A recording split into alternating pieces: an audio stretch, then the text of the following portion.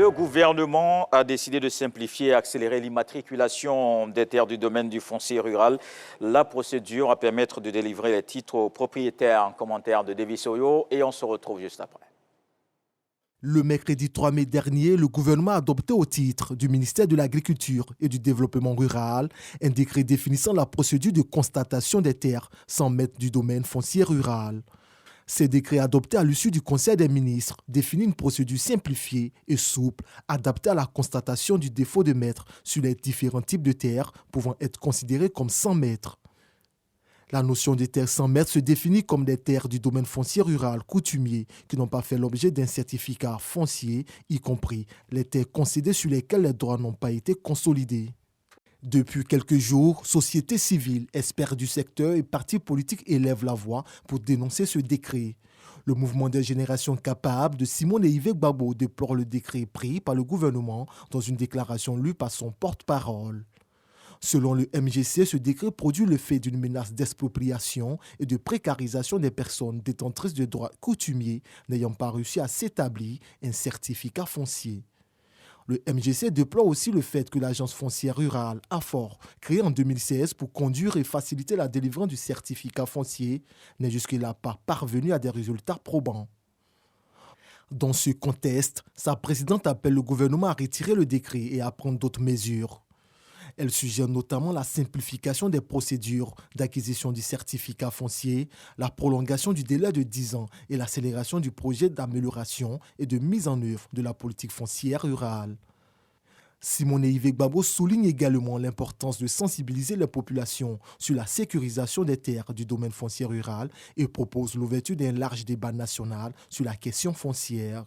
Selon les experts, la question foncière est une bombe à retardement qui pourrait exploser à tout moment. Alors, c'était un décret de 1998 et repris en 2004. Alors, quel est votre commentaire, messieurs? Je commence par Félix Boni.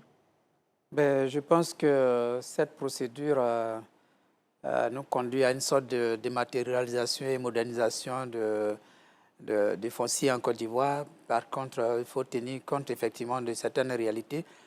Parce qu'en 1998, il y a une loi qui avait été adoptée.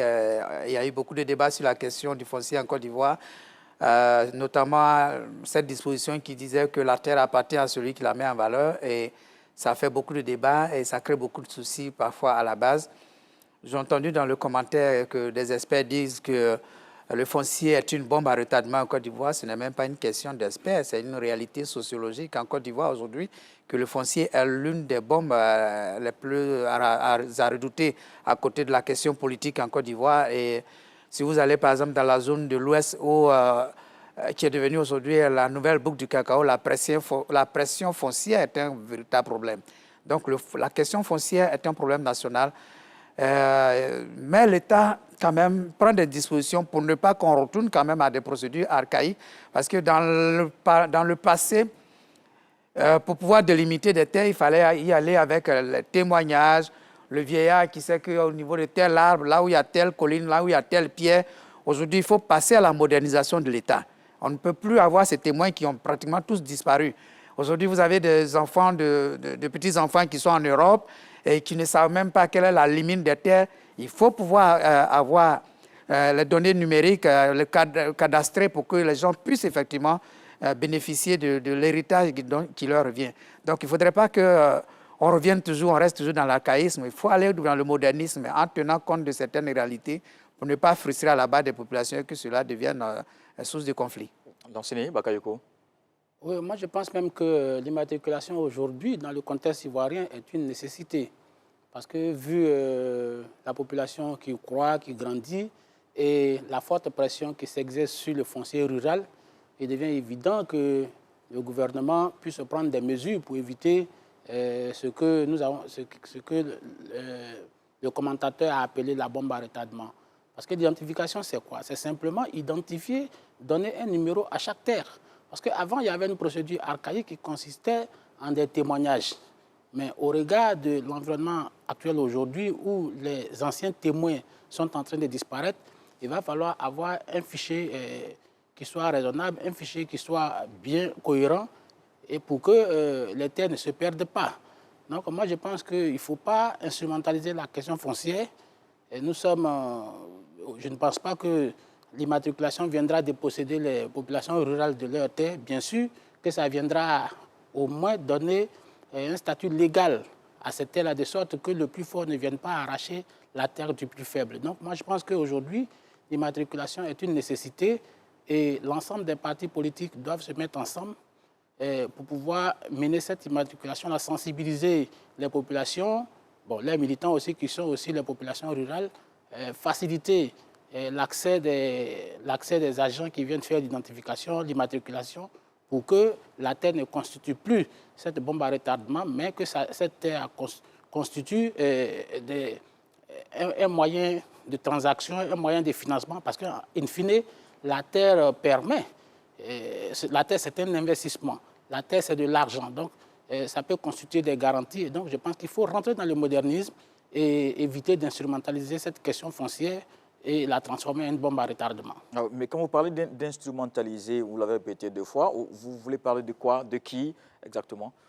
Bon, vous avez vu que le mouvement Génération Capable a essayé de dire qu'il soupçonne un processus de dépossession des populations rurales. Elle demande un report de 10 ans. Moi, je pense qu'aujourd'hui, ce n'est pas par méconnaissance que les gens ne se sont pas inscrits, mais je pense que les inscriptions ont lieu. Moi, pour avoir été parfois dans cette zone, moi j'ai été à Beauville avec cette équipe, j'ai vu qu'il y a quand même des efforts d'impartialité qui sont faits. Et donc, il faut que les populations n'attisent pas, en tout cas les élites politiques n'attisent pas la question foncière pour assouvir des desseins politiques. En tout cas, si c'est le cas, ce serait dommage. Excusez-moi, justement, ce que tu dis, je suis tellement d'accord, mais c'est la raison pour laquelle il ne faudrait pas inviter les politiques à se mêler de ces questions qui sont purement administratives, la question foncière. Il faut plutôt impliquer les élus, mais que les partis politiques laissent l'affaire gérée par les élus, mais qu'on a un instrument. Parce que quand ça tombe sur entre les mains des politiques, alors c'est là qu'on arrive à l'instrumentalisation. L'affaire est tellement sensible qu'il faut plutôt impliquer les élus, c'est-à-dire les députés, les élus locaux. Les sous-préfets doivent aller dans les villages pour bien expliquer clairement les procédures. Parce que je crois qu'à la base, les populations ne sont pas bien informées des procédures. Il faut aller à la base, informer davantage. Quand les gens sont informés, les gens sont moins instrumentalisés. Mon peuple périt faute de connaissances. C'est-à-dire quand les gens ne sont pas informés des procédures, et alors ils avalent toutes les spéculations. Je suis d'accord que c'est une question administrative, mais on ne peut pas faire l'économie de l'immixtion des politiques dans ces questions. Ne parce les invite qu'aujourd'hui, pas à en faire leur affaire. Non. On reviendra justement sur les conditions de réalisation et surtout ce qui peut garantir le succès de cette opération. Docteur Touré, quel est votre avis sur cette question? Je voudrais dire à Félix que les élus locaux sont l'émanation des partis politiques. Et donc, tant qu'ils sont impliqués, les partis politiques sont forcément impliqués. Je voudrais dire que la question foncière, comme le disait Bakayoko, fait toujours grincer beaucoup de dents. Mais ici, cette opération d'immatriculation consiste vraiment à donner un certificat foncier aux propriétaires terriens dans nos contrées. C'est une sécurisation. Cela permet aux uns aux autres au moins de savoir à qui appartient cette terre, à quel moment précis on peut la céder, dans quelles conditions la céder. Justement, l'agence foncière rurale œuvre dans ce sens-là en essayant tout le temps de porter la sensibilisation de sorte que les uns et les autres comprennent le bien fondé de l'immatriculation de ces terres. Jérôme Ndri, on sent peut-être beaucoup de réserves. On a vu à la une du journal Le Nouveau Réveil, oui, bon, par exemple, qui émet beaucoup de réserves.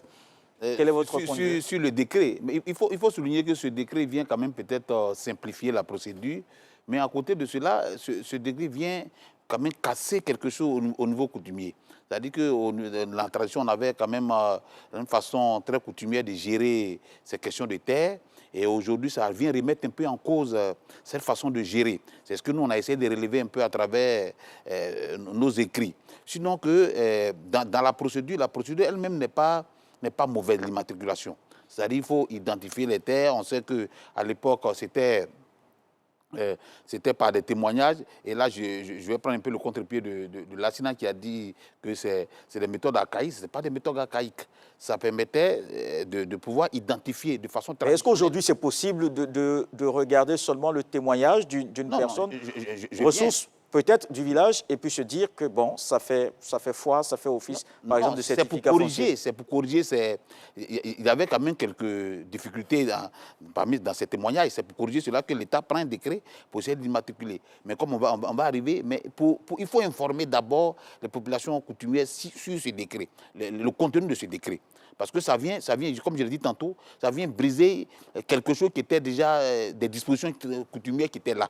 Donc quand c'est comme ça, les populations vont, ils se rebiffent un coup pour dire, ah, il y a une autre procédure qui vient, est-ce que cette procédure ne va pas nous arracher nos terres? Il y a tout ce sentiment qui est là. Il faut prendre le temps pour expliquer la loi aux populations, à ceux qui sont concernés, expliquer la loi, quel est le bien fondé de ce décret-là, qu'est-ce que ce décret peut apporter, qu'est-ce que l'immatriculation peut apporter aux terres. Quand c'est bien compris, je pense que cela ne va pas causer assez de problèmes. Mais quand ce n'est pas compris, que on montre cela comme un élément qui vient s'imposer aux concernés, tout de suite, vous allez voir que les gens vont se rebiffer et dans l'application de ce décret, ça sera difficile à la base. Oui, mais Dr Touré en parlait tout à l'heure, lui qui est spécialiste de la communication. Il a dit que, évidemment, l'AFOR travaille dans ce sens, de la communication, de la sensibilisation. Docteur.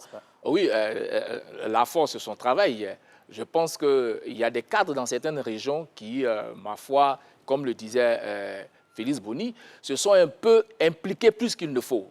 Au lieu d'expliquer aux populations que l'immatriculation sert à la sécurisation, mais mieux, protège les individus qui ont déjà des parcelles. Il y a une procédure, comme le disait Jérôme, il y a une procédure qui a été simplifiée. Et cette simplification permet aux uns d'être sereins et de savoir que sur cette terre, quand je mène la procédure jusqu'au bout, je bénéficie d'un certificat foncier. Mieux, ma parcelle immatriculée est inscrite dans le livre foncier général. Et donc, ça protège tout le monde. Et je pense que ça permet même d'apaiser les cœurs et surtout les tensions sur le foncier rural dans nos différentes... Alors, c'est justement la question sur... Ah oui, Boni. Justement, il faut bien lire le décret, hein. Jérôme, je ne pense pas que ça casse... C'est là le problème. Le véritable problème, c'est l'explication. Docteur Touré vient de le dire tantôt. Quand des cadres s'en vont expliquer et que ces cadres sont peut-être issus d'une tendance politique, alors ils s'en vont expliquer en fonction de leur vision politique. Et c'est ça qui pose problème. Alors que si l'AFOR, l'Agence foncière rurale, allait expliquer de façon administrative, je pense qu'il ferait le travail de l'État. La communication serait une communication dépouillée de toute tendance politicienne. Les populations prêteraient davantage attention. Parce que n'oublions pas que c'est un décret. Un décret, c'est une disposition qui est prise pour l'application d'une loi. Et il y a une loi qui a été votée en 1998. Laquelle loi a été ajustée en 2004, je crois encore. 2004, oui. Et c'est cette loi-là, c'est l'application de cette loi. Depuis 25 ans que la loi a été votée, combien de terres ont été immatriculées en Côte d'Ivoire? Alors, pour accélérer la procédure, pour anticiper sur des crises, parce que ces témoins dont on parle aujourd'hui disparaissent progressivement. Il y a un renouvellement je le dis, de la classe sociale. Il y a un vieillissement, une disparition. Il y a de nouvelles générations qui apparaissent, qui ne connaîtront plus, qui n'auront plus les mêmes indicateurs. C'est-à-dire le gros arbre qui existait là, qui n'existera plus demain, ne servira plus de point de repère pour pouvoir... Donc on anticipe, on facilite l'immatriculation pour que les gens puissent avoir des documents pour protéger ces terres. Et ici, on ne casse rien. Quand vous lisez le décret, même pour obtenir le certificat foncier, mais il y a toujours la place de la tradition. C'est-à-dire que le chef du village, des témoins, tout. Et après ça, il y a un élément qu'on appelle l'enquête de commodo et d'incommodo, qu'on lance pour qu'éventuellement, s'il y a des... Bon, malheureusement, les populations ne maîtrisent pas ces aspects parce que ça va sortir, on écoute ça à la radio, tout le monde écoute très peu maintenant les médias, les radios et tout. Donc, ils n'ont pas ça. Mais les coutumiers sont impliqués dedans à la base.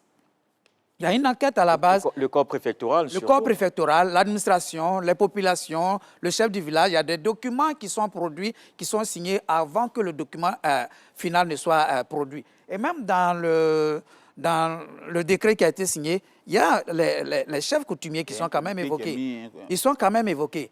Ça veut dire qu'on ne peut pas sauter ça. C'est une étape importante. Puisque finalement tout revient à la communication, à la sensibilisation, à une communication. Et ça ramène peut-être à la mission de l'AFOR, l'enseigné Bakayoko, absolument, à la base, qui doit passer à une autre étape au niveau de la sensibilisation peut-être. Vous savez, l'AFOR fait son travail. Il y a une occupation territoriale qui est aujourd'hui effectuée. Aujourd'hui, tous les villages ivoiriens sont identifiés, par exemple. On a plus de 8000 villages, dont 4000 ont été clairement délimités. Donc le processus est en cours. Mais pour faire simple, il s'agit de dire aux populations que l'immatriculation n'est pas initiée pour leur retirer la propriété sur leur terre.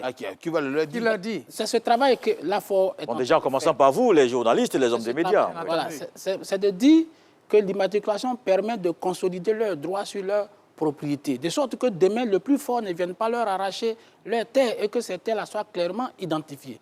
C'est ça c'est ce travail-là que l'Agence foncière rurale est en train de faire.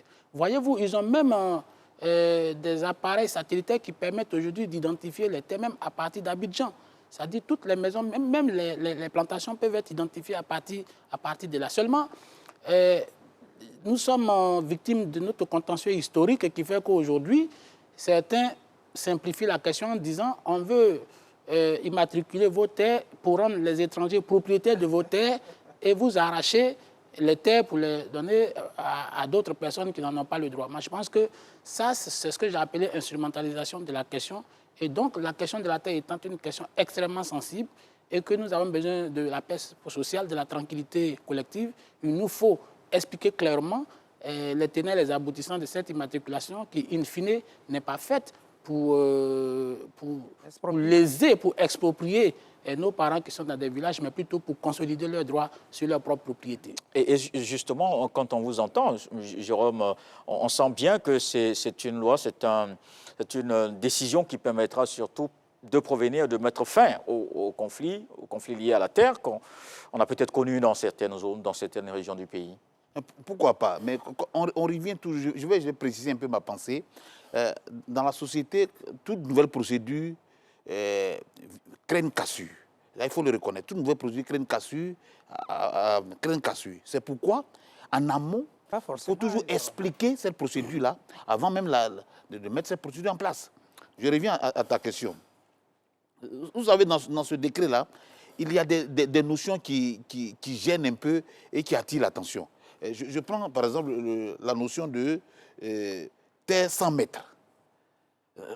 Terre 100 mètres. Ça suscite beaucoup d'interrogations. Comment des terres peuvent être 100 mètres? Alors qu'au niveau de nos villages, il y a quand même une lignée qui est là. Une terre peut pas être 100 mètres. Quand dans ce décret, on dit par exemple que si au-delà d'un certain nombre d'années, la terre n'est pas immatriculée, ça revient carrément à l'État. Non, la terre n'est pas 100 mètres. Une terre a toujours un propriétaire. Donc, ces genres de notions, si ce n'est pas bien expliqué, ça va gêner.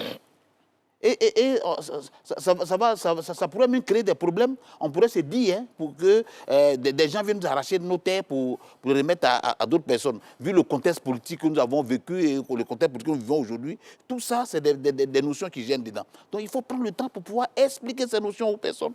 À quel moment quelqu'un peut perdre ses droits sur une terre? L'immatriculation, ça se passe comment? Et quels sont les bénéfices de l'immatriculation de la terre? Tout ça, il faut expliquer. D'un français assez très simple, parce que nous sommes au village, c'est très simple pour que chacun de nous puisse comprendre et peut-être adopter ce décret-là et aider l'AFOR dans son travail. Alors, docteur Touré semble vouloir peut-être réagir. Oui, je voulais dire qu'il faut rentrer vraiment dans la modernisation ou dans la modernité. L'ANAFOR use de beaucoup de tacts pour faire comprendre aux populations, l'AFOR, pardon, use de beaucoup de tacts pour faire comprendre aux populations que cette opération de sécurisation n'est pas dirigée contre les populations. Bien au contraire, c'est d'amener ces différentes populations-là à comprendre que c'est dans leur propre intérêt. Il parlait tantôt de terres 100 mètres. 100 mètres. Non, ce sont des terres qui n'ont pas fait l'objet d'un certificat foncier. Et donc, les propriétaires ont le temps, par rapport à la simplification de la procédure, d'engager la procédure pour avoir les papiers qu'il faut, le certificat foncier Et là, maintenant, ils peuvent jouir pleinement de leurs terres. Donc, l'opération de sécurisation, d'immatriculation des terres, elle n'est pas faite pour spolier les populations de leurs biens. D'accord. Oui, Félix Bonnet. Je suis pleinement d'accord, Jérôme. Il ne faut pas t'alarmer.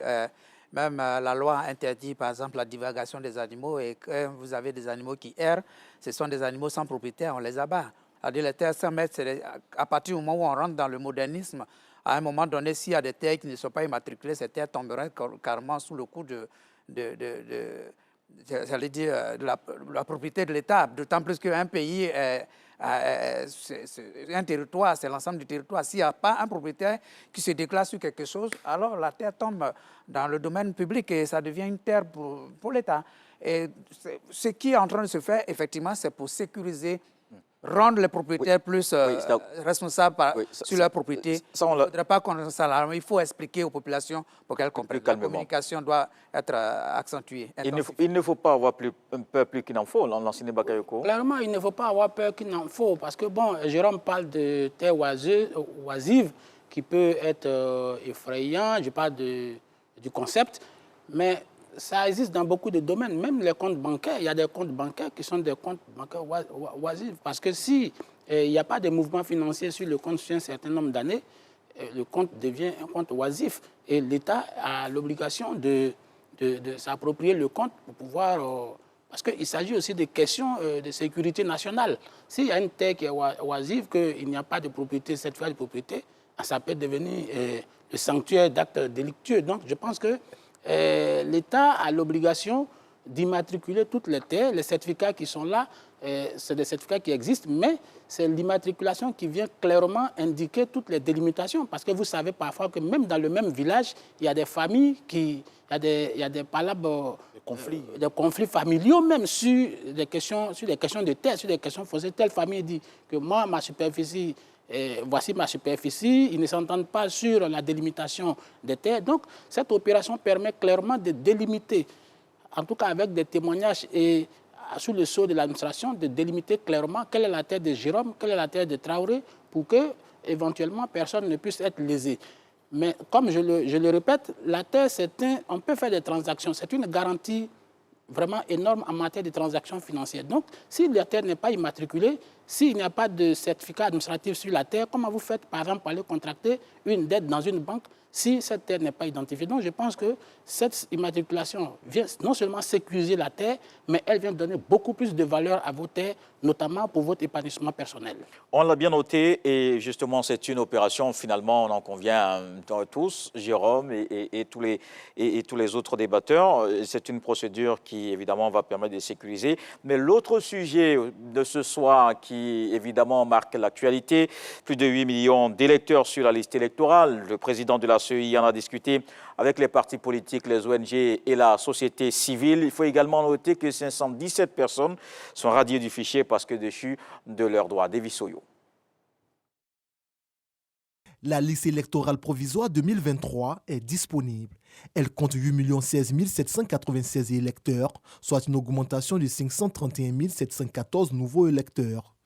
Pour rappel, la liste électorale définitive de 2020 comptait 7 485 082 électeurs. Sur la nouvelle liste électorale provisoire, 517 personnes déchues de leurs droits civils et politiques retrouvés ont été radiées. Parmi eux figure le nom du président du Parti des peuples africains de Côte d'Ivoire, Laurent Gbagbo. Le représentant du PPACI, Sébastien Danon Djedje, a déploré la radiation du nom de son leader.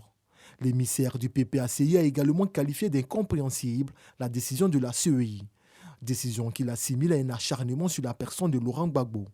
Il estime même que la crédibilité de la CEI et le processus électoral sont entachés. Cela pourrait avoir un impact sur la cohésion sociale et la paix durable, a-t-il conclu.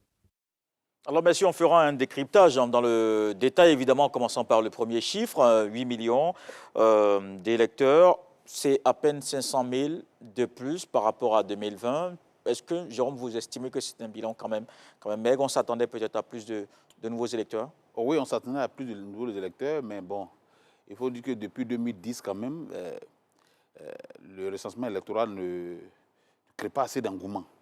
C'est peut-être les conséquences de la crise que nous avons connue en Côte d'Ivoire. mais c'est un pourcentage parce que quand on fait le constat, c'est que pour l'année 2023, disons 2022, les partis politiques se sont vraiment impliqués. Le PPACI, le PDCI se sont impliqués pour encourager les militants à s'enrôler. Je pense que le chiffre n'est pas mauvais. 517 000 de plus, c'est bon à prendre pour l'instant. Docteur Touré.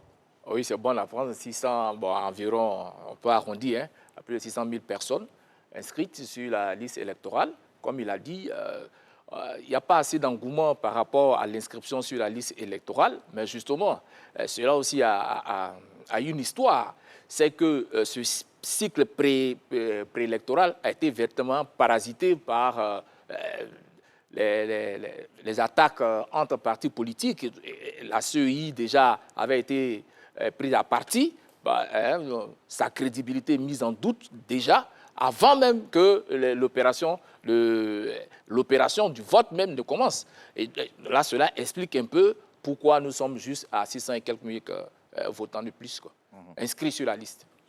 D'accord. Lansine Bakayoko, de façon globale, quel est votre regard sur cette rencontre d'hier? Moi, je pense que, d'abord, pour parler des chiffres, je trouve que le chiffre il est relativement faible au regard des autres pays qui ont à peu près la même taille que la Côte d'Ivoire. Au Ghana, c'est plus de 12 000 à 13 000 votants qui sont inscrits. 12 millions de personnes qui sont inscrites sur la liste électorale. Le Ghana, c'est à peu près 30 millions d'habitants. Nous, aujourd'hui, on a aussi vers 30 millions d'habitants. Donc, c'est à peu près le même chiffre. Mais il faut dire que peut-être les populations sont un peu dégoûtées par la chose politique au regard des antécédents où les élections ne sont pas forcément la solution des problèmes politiques. Parce que moi, je constate aujourd'hui la plupart de ceux qui sont inscrits sur la liste électorale, ce sont les radicaux des partis qui sont inscrits sur les listes électorales et les citoyens ordinaires qui n'ont aucune acquaintance politique ou qui n'ont aucun intérêt particulier avec les élections ne vont pas s'inscrire. Et c'est seulement ceux qui ont des intérêts partisans au niveau des partis aujourd'hui qui vont s'inscrire sur les listes électorales. Mais d'une manière générale, je pense que la CEI a fait un travail de sensibilisation qui est respectable. Et donc, les résultats sont là. Plus de 500 000 nouveaux votants. Aujourd'hui, nous sommes à un peu plus de 8 millions de personnes qui sont inscrites sur la liste. Je pense que le chiffre est respectable, même si on peut espérer qu'au cours jusqu'en 2025, on ait un peu plus pour donner plus de légitimité à celui qui sera élu au soir, dans ce mois d'octobre de 2025. Félix Bonnet. Comme les autres, je constate que les élections, ça n'attire pas les Ivoiriens, de façon particulière la jeunesse, parce que quand je regarde l'évolution de la liste électorale depuis 2010, je dirais environ 15 ans, on n'a pas dépassé le seuil d'1 million, on a dépassé à peine le seuil d'1 million de nouveaux inscrits. Tous ceux que vous voyez inscrits sur cette liste électorale sont des gens qui sont inscrits depuis longtemps, c'est des gens d'un certain âge aujourd'hui. Alors qu'on a 77% de jeunes en Côte d'Ivoire et que chaque année, il y a des jeunes nouveaux majeurs qui franchissent l'âge et qui atteignent l'âge d'électeurs, on se rend compte que la liste électorale ne bouge pas. Et cette liste électorale qui ne bouge pas, c'est au niveau des jeunes en particulier. Mais la politique ne séduit pas les jeunes parce que cette politique en Côte d'Ivoire qui consiste à maintenir les pieds dans la crise, voilà, que déjà à peine la liste électorale affichée, on a une nouvelle crise qui se profile. Ça n'attire pas et ça décourage. Les populations sont blasées et même les élections en Côte d'Ivoire, ça n'attire pas. Vous vous rendrez compte que sur les 7 millions qu'on était, 7 millions 485 000 électeurs qu'on était, toutes les élections n'ont jamais dépassé plus de 2 500 000 électeurs. C'est-à-dire les électeurs de façon globale qui sont allés voter, moins de 3 millions.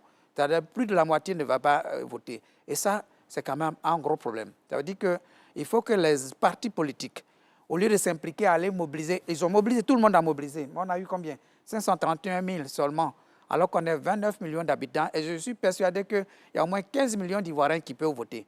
Mais personne ne s'intéresse parce que les partis politiques n'attirent pas. Et du coup, il faut une société civile qui va s'impliquer davantage dans les inscriptions sur les listes électorales pour mobiliser ces électeurs pour dire allez-y vous faire droit. Parce que le vote, c'est le choix que vous opérez. Vous choisissez des gens qui vont vous apporter le meilleur. Et ça, c'est un travail qui doit être fait par la société civile parce que les politiciens n'arrivent plus à mobiliser. Le problème aussi, c'est qu'on a une société civile qui est complètement discréditée. Parce que c'est une société civile qui est aussi encartée, qui est inféodée, qui est cornaquée par les partis politiques, de sorte qu'aujourd'hui, cette société civile souffre du même regard déficient que la population ont vis-à-vis des populations. Nous faisons partie, et quand on lance cet appel, je crois qu'il y en aura d'autres qui éventuellement vont se créer, qui vont se départir des formations politiques pour peut-être s'engager. Moi, aux élections de 2008 aux États-Unis, j'avais un jeune de 19 ans qui a créé un mouvement pour pousser les jeunes à voter. Et jamais les jeunes Américains n'ont voté aussi massivement qu'en 2008 aux élections d'Obama. En même temps, vous parlez des vieilles démocraties. Oui, mais attention, c'est vrai qu'il ne faut pas faire le saut de Tarzan, mais on ne va pas recréer le monde. Ce que les autres ont déjà fait, nous, ça nous permet de gagner du temps. Aujourd'hui, quand vous avez le goudron, vous n'allez pas prendre la piste. Donc, on ne va pas attendre. La vieille démocratie a mis du temps pour en arriver là, mais ils ont déjà tout fait. Suivons leur exemple, gagnons du temps. Il faut qu'il y ait des jeunes qui s'impliquent pour mobiliser des jeunes, pour dire allons-y voter parce que de notre voix va sortir notre choix qui va nous aider éventuellement à nous porter mieux demain. Alors, il y a 517 personnes radiées parce que déchues de leurs droits civils et politiques, dont le président du PPACI, Jérôme Ndri. C'était peut-être prévisible? Oui, c'était prévisible. Moi, je ne parlerai pas de radiation, je parlais plutôt de rejet d'inscription, puisque en 2020 déjà, le président Gbagbo avait été déjà radié de la liste électorale. On se rappelle qu'à cette époque, la Cour africaine des droits de l'homme avait demandé la réintégration du président Laurent Gbagbo. Ça n'a pas été le cas. Lorsque le 17 juin, le président Gbagbo est rentré, il y a eu le recensement électoral. Il allait s'inscrire en novembre. Il allait s'inscrire en novembre, pensant que peut-être cette situation allait être gérée dans le cadre politique, parce qu'il faut le rappeler, la CEI fonctionne sur deux bases, les accords politiques et les lois. Donc c'est au nom de ces accords politiques-là que le PPACI a fait son entrée à la commission centrale de la CEI récemment. Mais cela n'a pas été géré dans le cadre politique comme l'avait souhaité le PPACI, puisque ce problème était sur la table la cinquième phase du dialogue politique. Et il était question que le cas du président Laurent Gbagbo soit géré. Mais malheureusement, ça n'a pas été fait. Le constat a été fait hier et son inscription a été rejetée. Bon, on nous dit que c'est, comme l'a dit le président de la CEI hier, il n'a fait qu'appliquer une décision de justice. Lui n'est pas juge pour pouvoir apprécier ces genres de décisions. La CEI n'a fait qu'exécuter des décisions de justice des personnes qui ont perdu leurs droits. Ils ont été simplement radiés de cette liste. Est-ce que cette question sera gérée au niveau politique? Attendons pour voir. Docteur Touré. Oui, nous ne sommes pas surpris. Nous ne sommes pas surpris. Nous savions déjà que le président Laurent Gbagbo était frappé de forclusion. Il ne pouvait pas être inscrit sur la liste électorale dans la mesure où il a bénéficié d'une grâce et non d'une amnistie. Et donc, n'étant pas absous de ce qu'on lui reproche, il ne pouvait pas figurer sur la liste électorale. Mais donc, le PPACI a joué de malice en allant donc tenter, faire une requête d'inscription sur la liste électorale. Et la CEI, bon, on pense qu'elle est, comme le disait Katina, donc elle est discréditée dans la mesure où elle a retiré le nom de Laurent Gbagbo sur la liste. Ben non, je ne pense pas. Il faut dire déjà que c'était prévisible. Depuis le mois de novembre, si vous prenez toutes les parutions, vous verrez que déjà le cycle préélectoral lui-même avait déjà été pollué par ces prises de position assez radicales de part et d'autre. Et ce n'est que la continuité que nous avons vue hier. Nous savions déjà qu'il ne serait pas inscrit et que nous allons rentrer dans un nouveau cycle de violence verbale et de propagande politique. Et hier, ça s'est vu. L'ancien Bakayoko, est-ce que, comme disait tout à l'heure Dr Touré, là s'ouvre une autre étape, disons une autre période de difficulté préélectorale avec ce qui vient de se passer hier? Bon, on peut s'en inquiéter un tout petit peu, mais moi je pense qu'en ce qui concerne la CEI n'a fait qu'appliquer une disposition de droit. Parce que la CEI ne pouvait pas aller au-delà de ce qu'elle a fait hier. Ce sont les tribunaux qui ont décidé du retrait d'un certain nombre d'Ivoiriens de la liste électorale, dont le président Laurent Gbagbo. Donc la CEI n'a fait qu'appliquer une décision de justice. Si elle avait fait autre chose que ça, je pense qu'elle se serait écartée de l'application du droit. Maintenant, cela dit, je ne pense pas que ce soit désespéré parce qu'en dehors des questions, les questions politiques peuvent être réglées par le droit, mais peuvent être aussi réglées par le compromis politique. Et je pense que cela a été déjà fait.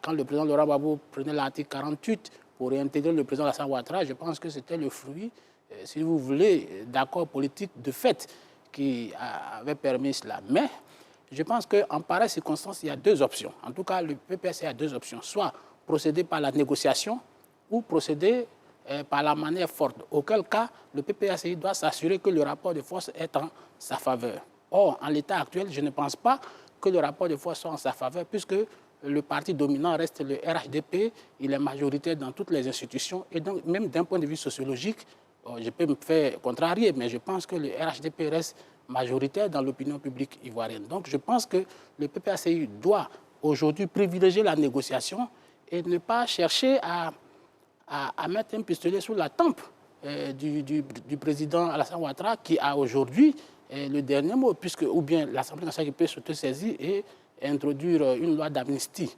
Mais juridiquement, il n'y a plus de recours. Donc, il ne reste que la résolution politique. Et là, le PPACI doit faire preuve de modestie pour pouvoir engager des négociations franches, faire le profil bas, puisque en Afrique, la main qui demande est toujours en bas. Et il faut arrêter avec le discours de défiance pour pouvoir tordre le doigt, la main à l'exécutif ivoirien. Je pense que ce serait peine perdue. Il faut plutôt privilégier la négociation pour que les élections soient ouvertes en 2025. Félix Boni. Chez nous, on dit quand on conseille la souris, il faut aussi conseiller le chat. C'est-à-dire, vous considérez que ce que je veux dire, cette allégorie, la souris peut être l'opposition et le chat peut être le pouvoir. La paix en Côte d'Ivoire ne dépend pas que de l'opposition. La paix en Côte d'Ivoire ne dépend pas non plus que du pouvoir. La paix en Côte d'Ivoire, c'est la volonté de tous les fils et toutes les filles de Côte d'Ivoire. Et les dirigeants politiques doivent pouvoir nous servir cette paix au lieu de nous servir des sourires à la télévision, alors que ce ne sont que des sourires jaunes qui le lendemain nous accouchent des visages encore serrés et des situations comme celles que nous vivons encore actuellement. Je crois que le dialogue politique aurait pu régler certains problèmes. Et même au-delà du dialogue politique, les rencontres entre les trois grands, c'est-à-dire M. Gbagbo, Bédié et Ouattara, devraient pouvoir nous éviter ce genre de situation. Si en 2004, dans leurs rencontres successives, dans leur dialogue entre grands, ils ont pu trouver une solution pour la question de l'éligibilité de M. Ouattara, je ne vois pas pourquoi en 2023, alors que tout le monde parle de réconciliation après tous ces nombreux morts qu'on a eus, un autre problème qu'on va se ressurgir pour encore donner de la psychose aux Ivoiriens, c'est-à-dire cette question de liste électorale de M. Gbagbo qui est soustrait de la liste électorale. Alors d'où sommes-nous partis pour en arriver là? Que pouvait faire la CEI dans ce cas? La CEI est un organe administratif qui a fait son travail sur la base des prérogatives qui lui sont échues, c'est-à-dire les prérogatives qui sont les siennes. C'est-à-dire la CEI, il y a une décision de justice qui a été rendue qui dit que telle personne ne peut plus figurer sur la liste électorale pour telle raison. Moi, la personne, je viens de voir, c'est réinscrit sur la liste électorale, je retire. Par contre, à l'origine du problème, une interprétation de décision de droit. Moi, je ne suis pas un juriste, mais le pouvoir estime qu'il a condamné M. Gbagbo à 20 ans de prison. Et donc, pour un crime grave qui a été commis par rapport à la question de la BCEAO, le cas de la BCEAO, pour ne pas dire le braquage de la BCEAO. C'est le thème, ça. C'est le thème qui a été utilisé. Le pouvoir Gbagbo estime, M. Gbagbo estime qu'il a été blanchi de tous les crimes qu'on lui a imputés à la CEI, excusez-moi, crime post-électoral qu'on lui a imputé devant la Cour pénale internationale. Moi, aujourd'hui, la question que je me pose, est-ce que le braquage de la BCEAO fait partie des crimes de la crise post-électorale? Oui. Est-ce qu'on peut dire que le monsieur a été blanchi de tous ces crimes là-bas, ce qu'on sait, ce qu'il a été acquitté? Pourquoi cette question n'était pas inscrite sur les procédures au niveau de la Cour pénale internationale? Grande question. Est-ce qu'on doit revenir encore? Le dialogue politique, ce n'est pas pour voir tourner la page de certaines situations comme celle-là, pour que les acteurs puissent rasséréner la population? Oui. Alors pourquoi ces acteurs ne peuvent pas se retrouver pour nous éviter des situations pareilles? Pourquoi on doit toujours personnaliser le débat politique pour que les Ivoiriens vivent toujours la psychose? Moi, je pense qu'il appartient à Bédié, Gbagbo et Ouattara. Et Je suis à la télévision nationale, je les regarde droit dans les yeux. Monsieur le président Gbagbo Bidi Ouattara, vous avez la solution entre les mains pour que les Ivoiriens vivent en paix. Ce genre de situation, vous pouvez trouver une solution facile. Concertez-vous et évitez-nous la psychose. Bon, d'accord. Alors, pour le moment, on se parlera entre nous. Évidemment, c'est vrai que nous sommes à la télévision. L'enseignant Bakayoko, finalement, c'est comme l'a dit tout à l'heure Félix Boni, il y a une solution. Mais est-ce que vous pensez que c'est possible, cette solution, peut-être maintenant ou dans les jours qui viennent? Mais encore faut-il que le PPACI en fasse la demande. Parce qu'en 1900, lorsque le président Gbagbo prenait l'article 48, je pense qu'il y avait une demande forte, aussi bien du RDR, du RHDP aussi, que de la communauté internationale qui a demandé à Laurent Gbagbo d'actionner tous les leviers possibles pour que le président Ouattara soit réintégré. Mais le problème ici en Côte d'Ivoire, c'est que il faut que le PPACI fasse profil bas, puisque le PPACI même nie l'existence de cette décision de justice. C'est ça le problème. Alors, à partir du moment où il nie l'existence de cette décision de justice, sur quelle base une autre décision plus salutaire va être prise? Donc, moi, je pense qu'en l'état actuel, il s'agit de dire oui, nous avons été condamnés, mais nous demandons que le président actionne le levier politique pour pouvoir, dans le cadre de l'apaisement, intégrer le président Laurent Gbagbo. Si cela n'est pas fait, le discours de belligérance, de vindicatif, là, ne pourra pas régler le problème. Je pense que chacun doit faire profil bas pour l'intérêt de la nation. Alors, Jérôme Dri, l'émissaire du PPACI à la conférence, à la rencontre avec la CEI, a surtout estimé que c'est tout le processus électoral qui perd sa crédibilité. Est-ce que vous êtes d'accord? Quelque part. Quelque part, quand il dit que c'est tout le processus électoral qui perd sa crédibilité, parce que je voulais revenir un peu à ce que la sénatrice Bakayoko a dit, il n'est pas question pour le PPACI d'aller, excusez-moi du terme, d'aller quémander ou d'aller supplier l'exécutif pour que Laurent Gbagbo soit réintégré. Comme l'a dit Félix Boni, ces questions étaient déjà au niveau du dialogue politique. Et au niveau du dialogue politique, à la sortie du dialogue politique, il a été dit que des questions sensibles comme l'inscription de Laurent Gbagbo sur la liste devaient être discutées entre les trois grands. Et plusieurs autres questions qui devaient être discutées entre les trois grands pour qu'une décision soit trouvée pour consolider la paix, la réconciliation en Côte d'Ivoire. Donc c'est déjà sur la table de l'exécutif, c'était au cœur même du dialogue politique. On s'étonne aujourd'hui pourquoi cette question n'a pas été, une solution n'a pas été trouvée à cette question. Donc, comme l'a dit le représentant du PPACI, ça biaise tout le processus. C'est vrai, Laurent Gbagbo n'est pas candidat à l'élection locale, mais à côté de Laurent Gbagbo, nous avons Damana Picasse, qui a été également retiré, qui est candidat à Sassandra. Il y a bien d'autres qui ont été encore retirés. Donc, je pense que c'est pour consolider la paix et la réconciliation. Je pense que le gouvernement a fait preuve de bonne volonté, a fait preuve quel terme je peux employer pour faire revenir Laurent Gbagbo et Blé Goudé. Ils ont amorcé un peu la réconciliation, ils ont cherché à consolider la réconciliation. Oui, c'est bon. Mais pour poursuivre dans cet élan, il faudrait que des questions très sensibles comme l'inscription sur la liste électorale soient trouvées dans un cadre de dialogue politique. Il faut éviter de pouvoir attiser encore le feu ou créer d'autres problèmes. C'est vrai, je suis d'accord avec lui quand il dit que le PPACI menace, c'est vrai, ça c'est la réaction normale d'un parti politique qui voit son leader retiré de la liste électorale. Ça c'est la réaction normale. Maintenant, analysons froidement cette situation, on dira simplement que c'est une question qui peut trouver une solution. Et la solution, comme l'a dit Félix Boni, est entre les mains des trois grands. Parce qu'il a été dit au dialogue politique que cette question-là devait être réglée au niveau des trois grands. Et nous pensons que les trois grands peuvent régler cette question pour que nous puissions aborder l'élection locale dans la paix et dans la réconciliation. Justement, c'est un processus électoral qui se poursuit. Je voudrais qu'on revienne vraiment sur peut-être pas la menace, mais sur la crédibilité peut-être mise en doute déjà par le PPACI sur le processus électoral. Il faut dire que la CEI fait l'objet de controverses depuis l'annonce déjà de l'ouverture des inscriptions sur la liste électorale. Chaque parti politique tire la couverture vers soi. Mais ce qu'il faut dire, c'est que la crédibilité de la CEI ne peut être mise en doute, dans la mesure où ce qui vient de se passer n'est rien d'autre qu'un audit de la liste. Donc, le PPA, la CEI n'est pas impliquée. Elle a fait un travail de technicien. Absolument. Alors donc, on pose l'indépendance de la CEI comme étant un élément qui peut perturber les élections. Bien au contraire, c'est l'attitude des partis politiques qui pollue déjà le cycle électoral. Tant que vous mettez en doute la crédibilité de la CEI, donc tous les résultats, tout le travail entrepris par la CEI ne peut être reconnu. Ce qu'il faut faire, Laurent Gbagbo, pour l'instant, n'est pas candidat. Et donc, il peut être probablement candidat en 2025. Donc, la situation, la solution qui s'offre à tout le monde, c'est une situation, un règlement politique de la question.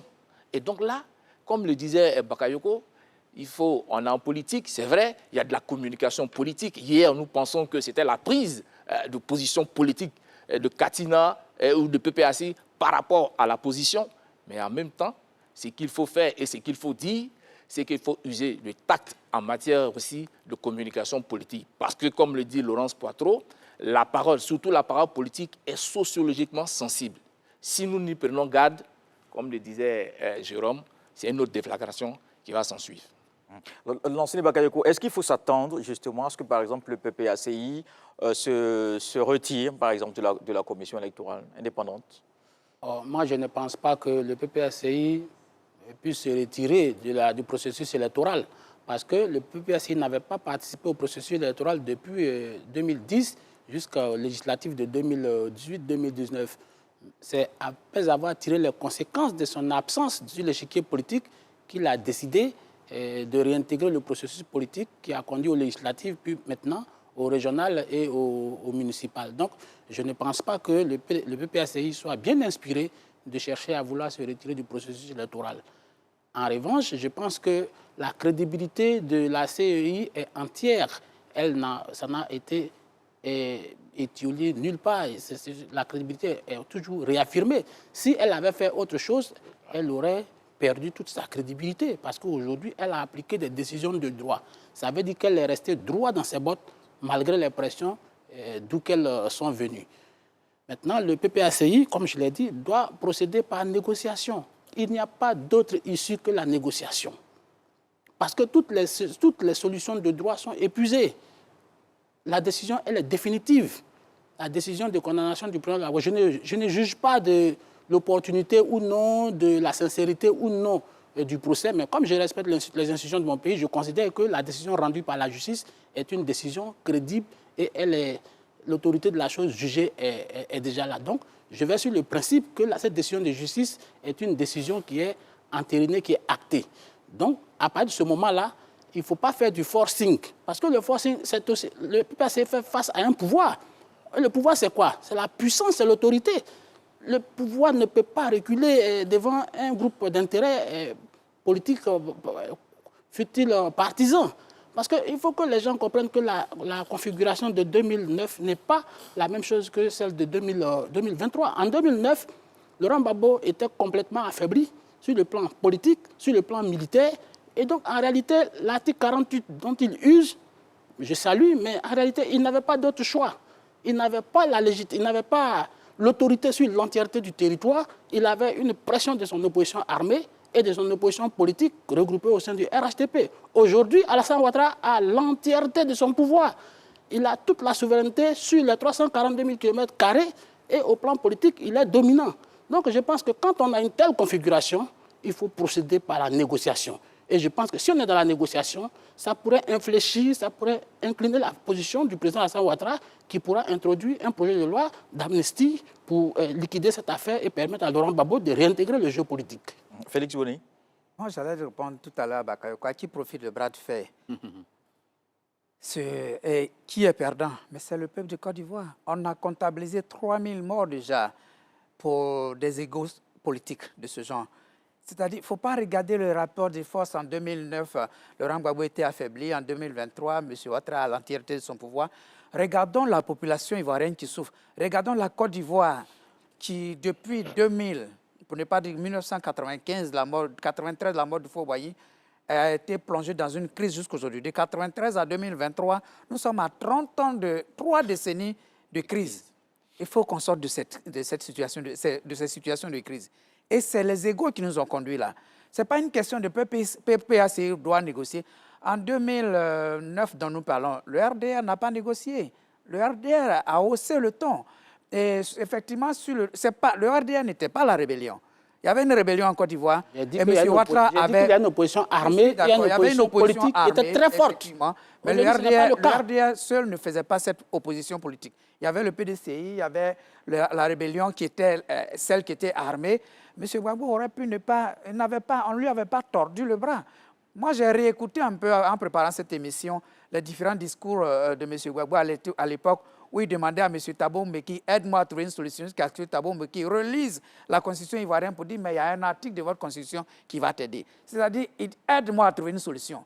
Cette volonté est déjà importante. Aide-moi à trouver une solution veut dire qu'il avait l'envie d'en finir avec cette situation qui polluait le climat politique en Côte d'Ivoire. Il faut que les acteurs politiques mettent de l'eau dans le vin, qu'ils regardent la population qui souffre. Aujourd'hui, le dialogue politique peut régler ce problème. Depuis le 4 juin 2021, il y a eu les conclusions de ce dialogue politique. Il y a eu la rencontre entre les différents grands.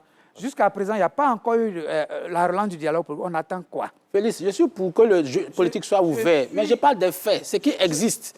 Ce qui existe, c'est qu'il y a une crise. Parlant des faits. Sinon, je ne suis pas contre... Il faut que Laurent Gbagbo soit dans le jeu politique. L'auteur même du braquage de la BCAO, Katina Koné, il n'est pas retiré de la liste électorale, il est candidat. Il a été amnistié. Il a été amnistié. C'est-à-dire celui-même qui a, le technicien qui a eu, celui qui a utilisé les bras, c'est vrai, le commanditaire, on dirait celui qui est au pouvoir, celui qui assume tout. Mais celui qui l'a fait, le ministre qui l'a fait à cette époque, le technicien qui a utilisé les moyens pour faire ce 30 griffes braquage, il est lui-même sur la liste électorale. Je pense que pour la paix, et le président Ouattara même le dit tout le temps, pour la paix, il n'y a jamais de sacrifice de trop pour la paix. C'est parce que Katina est sur la liste électorale que moi j'ai dit qu'il est possible que Laurent Gbagbo aussi soit sur la liste électorale, mais cela doit passer par une négociation. Je vais terminer par là. Le 8 février, lorsqu'on remettait le prix à Angela Merkel, ici à Yamoussoukro, Félix Houphouët-Boigny pour la paix, tous ces acteurs se sont retrouvés, ont professé des propos de paix. Et ils ont tous dit, et je reprends les propos du président de la République, il n'y a pas de sacrifice trop grand pour faire la paix. Je crois qu'aujourd'hui, on doit les aider, qu'ils taisent un peu leurs égos, qu'ils regardent le peuple de Côte d'Ivoire. Nous sommes 30 millions d'habitants, les populations souffrent de la crise politique et de chaque période préélectorale. Taisons les égos. Il faut en finir avec ces genres de situations, surtout que les trois se parlent. Alors, il reste deux réactions. Docteur Touré? Alors, je voudrais dire que la CEI, ce que dit la CEI, relève de la parole d'autorité. C'est la parole officielle. Donc, pour l'instant, elle est inattaquable parce que la CEI n'a rien à se reprocher. La prise de parole du PPACI relève de la parole autorisée. Ils ont leur agenda et on peut trouver une solution parce que pour l'instant, Laurent Gbagbo n'est pas candidat dans les élections de septembre et donc le dialogue politique peut trouver une solution à cette crise-là. Il faut qu'on y prenne garde. Il ne faudrait pas qu'on s'enlise dans une autre crise. Et comme le dit Félix Bouni, on risque encore d'avoir des morts sur notre propre conscience. Jérôme Dri, pour terminer, peut-être que le PDCI va peut-être soutenir juste le PPACI. Une seconde, le PPACI, j'ai cru entendre le porte-parole du PPACI dire qu'ils ne se retireront pas du processus électoral. C'est déjà une chose. Je voulais dire deux choses pour terminer. Comme Félix Bouni l'a dit, le PPACI a indiqué qu'ils ne vont pas se retirer. Ils ne se retireront pas du processus électoral. C'est-à-dire qu'ils ont la réaction politique qu'ils ont donnée hier. Les militants ont donné la réaction politique. Katina, le porte-parole, a donné une réaction politique hier. Ils dénoncent ce qui s'est passé, mais ils ne se retirent pas du processus électoral. Deuxième chose, je l'ai dit tantôt, la CEI fonctionne sur deux bases. La base de la loi et des accords politiques. Donc sur la base de l'accord politique, je pense qu'on peut trouver plusieurs solutions. Et particulièrement solution au cas de Laurent Gbagbo. Donc il faut éviter de politiser trop ce retrait de Laurent Gbagbo de la liste électorale, parce que il peut y avoir toujours une solution, comme le docteur l'a dit. Laurent Gbagbo n'est pas candidat à une élection locale. Si Laurent Gbagbo doit être candidat, peut-être c'est en 2025. Donc de 2023 jusqu'en 2025, des accords politiques peuvent être trouvés dans un cadre politique pour que nous puissions avancer. Donc il peut peut-être compter avec le soutien de son allié potentiel, le PDCI. Pourquoi pas? Pourquoi pas? Pourquoi pas? Le porte-parole du PDCI l'a dit et demain il sera face à la presse encore et il a indiqué qu'il y aura des accords au niveau local. déjà il y a eu des rapprochements aux élections législatives passées entre le PPACI et le PDCI. C'est ce qui s'est passé à l'accord de Pretoria, toujours avec le PDCI en intermédiaire.